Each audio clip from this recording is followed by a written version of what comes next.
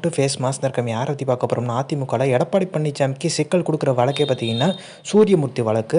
சூரியமூர்த்தி பார்த்தீங்கன்னா கட்சியிலே இல்லைங்க, அவர் உறுப்பினரவே இல்லைன்ற மாதிரி ஒரு விஷயத்தை எடப்பாடி பழனிசாமி தரப்பு சொல்லிட்டு இருந்தாங்க. இன்னொரு விஷயம், அவர் உறுப்பினர் அட்டை பார்த்திங்கன்னா காலாவதி ஆயிடுச்சுன்ற மாதிரி அதுக்குமே சூரியமூர்த்தி ஒரு விளக்கத்தை கொடுத்துட்டாரு. ஏன்னா பொதுச்செயலாளர் தேர்வு செய்யப்பட வேண்டியது சாதாரண தொண்டர்கள், அது பொதுக்குழு கிடையாதுன்ற மாதிரி ஒரு வாதம் வச்சுருக்காங்க. அது மட்டும் கிடையாது, ஜெயலலிதா இருக்கும்போது பார்த்திங்கன்னா அவருங்க தான் பொதுச்செயலாளர் இருந்தாங்க, அவங்க கையில் தான் நான் உறுப்பினர் கார்டை வாங்கியிருந்தேன்.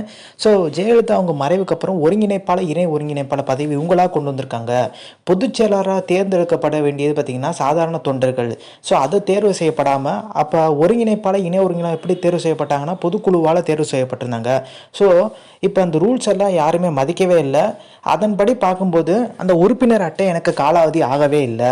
அதாவது ஒருங்கிணைப்பாளர் இணை ஒருங்கிணைப்பாளர் பதவிகளே பார்த்திங்கன்னா சாதாரண தொண்டர்களால் தேர்ந்தெடுக்கப்படவே இல்லை, அந்த பொதுக்குழுவால் தேர்ந்தெடுக்கப்பட்டனால நான் அதிமுக உறுப்பினராக தான் பார்த்திங்கன்னா இன்னுமே தொடர்ன்ற மாதிரி அவர் தரப்புலேருந்து சொல்லியிருந்தாங்க. ஆனால் எடப்பாடி பழனிசாமி தரப்பு பார்த்திங்கன்னா ஒரு அதிர்ச்சி, இன்னொரு அதிர்ச்சியும் பார்த்திங்கன்னா சூரியமூர்த்தி சொல்லியிருந்தார். எடப்பாடி பழனிசாமி ஏதாச்சும் இடைக்கால தடை வாங்கிடுவான்னு சொல்லிட்டு ஒரு கேவியட் மனு போட்டிருந்தார். ஸோ நிறைய பேருக்கு பார்த்திங்கன்னா அந்த அக்னாலஜ்மெண்ட்லாம் போகும்ல, அதில் மாதிரி போட்டு வச்சுருந்தார். எடப்பாடி பழனிசாமிக்கும் பார்த்திங்கன்னா அக்னாலஜ்மெண்ட் பேருக்கு அவர் கேவியட் மனுன்றது இப்போ சூரியமூர்த்தி தரப்பையும் கேட்டு தான் பார்த்திங்கன்னா ஏதாச்சும் இடைக்கால தடையோ ஏதாவது வைக்கணும். ஆனால் எடப்பாடி பழனிசாமி ஒரு தடையை பார்த்திங்கன்னா வாங்கிட்டு தான் சொல்கிறாங்க.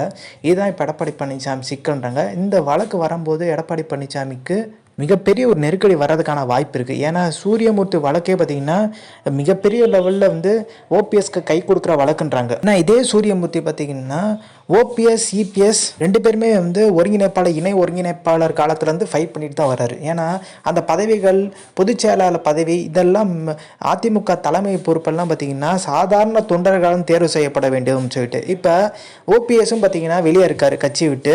அதனால் எடப்பாடி பழனிசாமி தான் இப்போ பொதுச்செயலாளர்னு சொல்லிட்டு இருக்காரு.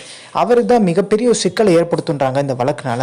ஸோ அதனால் ஓபிஎஸ் அணியினர் கொஞ்சம் உற்சாகத்தில் தான் இருக்கதா சொல்கிறாங்க. அதே மாதிரி என்டிஏ கூட்டணியை விட்டு ஓபிஎஸ் வெளியே இருக்காங்க, டிடி தினகரன் வெளியேறதுக்கான வாய்ப்பு இருக்கதாகவும் தகவல் வெளியே இருக்குது. நிறைய முன்னாள் அமைச்சர்களும் பார்த்திங்கன்னா திமுகவுக்கு போகிற ஒரு சூழ்நிலை பார்த்திங்கன்னா இப்போ தேர்தல் நெருங்கும் சமயத்தில் அமையுன்றாங்க. ஸோ இந்த இன்ஃபர்மேஷன் பிடிச்சா like share subscribe. Thanks for வாட்சிங் திஸ் வீடியோ.